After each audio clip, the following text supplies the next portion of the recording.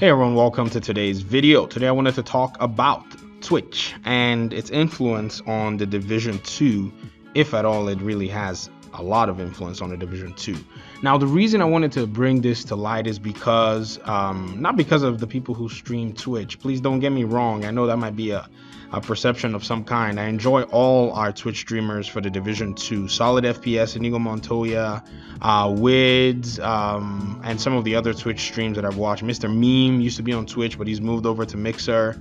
I think Cray might be going back to Twitch. I can't remember, but I just need to kind of keep track and pay attention to that.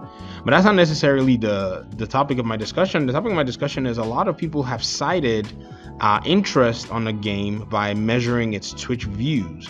And one of the things that I wanted to quickly do is quickly push back on that notion that the validity or the viability of a game can be solely measured by, Twitch views. So first of all, we have to first come to reality with the terms that the Division 2 did have some issues. It had its hiccups and a lot of players left because stubborn developers would not, put the things that made the game better on time.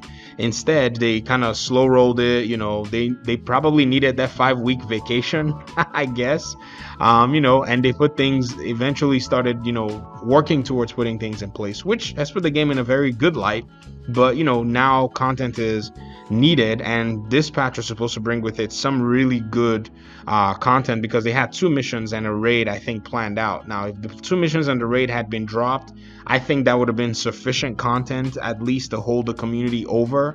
But now that's also been, postponed. But if you look at the Twitch viewerships right now the Twitch viewership, I would put that way, for the Division 2, it's actually very low. But does that really say or speak to the number of people that are actually playing the game? I don't think so.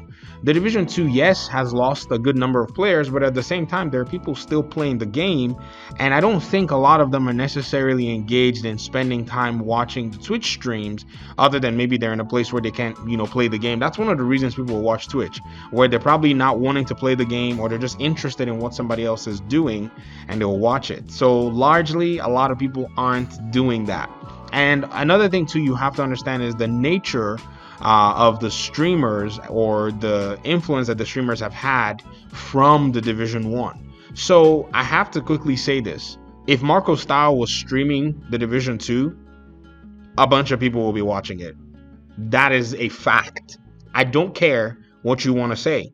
I love Marco. He made the decision to leave the game, and that's his prerogative. But he is one of the streamers, or one of the and he was not just a streamer, he was a streamer and content creator for the game. And so his main idea was very different, in the sense that he just necessarily didn't do everything like everybody else. He investigated the game. He pretty much flipped the division in and out, and most of what he did, he's even mentioned in a video, he was always in contact with the developers, asking them, tentative questions and relevant questions about the game. So those numbers that Marco would kind of pull out of the game, in some instances he would test them out and show the community how these numbers worked. In some cases he will talk to the developers, and they'll probably give him clues that he used to form very solid arguments, and was of great service to the community.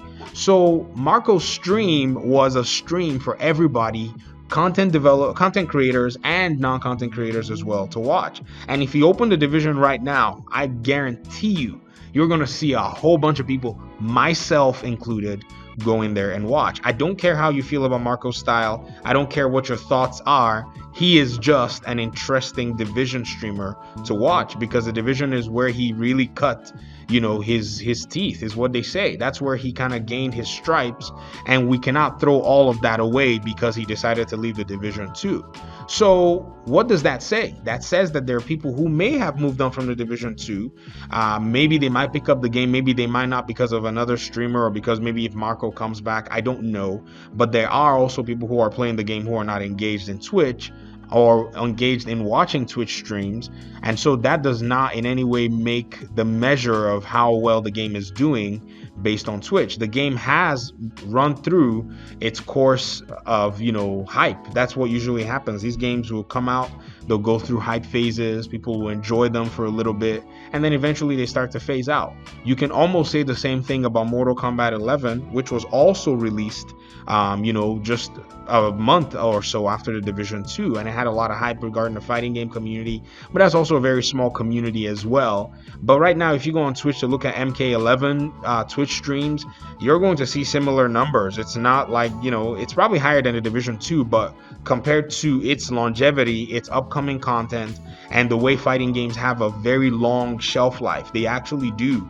Because as a fighting game person, you have to play one character and master the character, and that would take you even months in some cases before you become proficient with that character and winning and learning how that character interacts with everybody else on the roster. And then afterwards you can say, okay, I'm going to go pick another character. That's going to take you a while. So before you even play your favorite 10 fighters, it'll probably take you about 3 years to proficiently play your top 10 fighters to your satisfaction, except you are a full-time content creator or YouTuber or streamer, and so you have to pick them up faster, and then you grind them much faster than everybody else, and that's just the nature of the beast. But right now, the Division 2 is in a good place, and I think a lot of the community that's left did not necessarily leave because of the streams or whatever. They left because they personally felt like the developers were not responding quickly enough to the concerns of the community.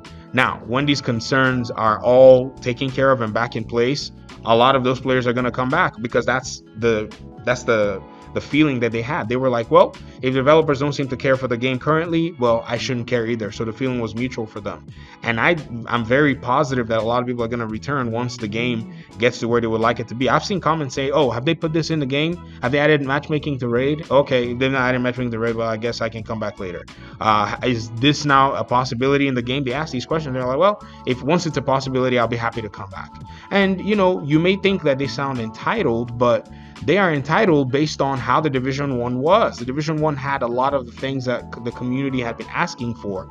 And then for, the decisions to be made to not bring these things to the Division 2 was just more of a confusing situation for a lot of people. So some people are gonna, make their minds however. It doesn't matter who's streaming, doesn't matter who's doing what. But at the end of the day, I don't think Twitch really plays a role in affecting the outcome of players who are playing any game. Largely, people will play whatever they want to play. And yes, there are aspects where Twitch can influence players, or streamers can influence players and make them go back and power on the game. But largely, I don't think it's a good measure to judge a game's life and health by. Because if you think about it again, once they start adding more content, once we go back to New York, the hype is going to be so real. You're going to see numbers shoot up on Twitch, but then trends are going to die again. More games are going to be coming out around that time. So the Division is bound to go through a roller coaster. So if you look at the way it'll trend, it will probably trend up, beginning of the year 2020. And then when Cyberpunk and Last of Us and the other games start to come out, they're going to also trend real high, but their trends are also going to drop as well. So that's what I wanted to just talk about. Respond in the comment section. Does Twitch call the shots? Can Twitch do a lot more influencing? Let me hear your thoughts in the comment section, and I guess I'll see you in the next video. Peace.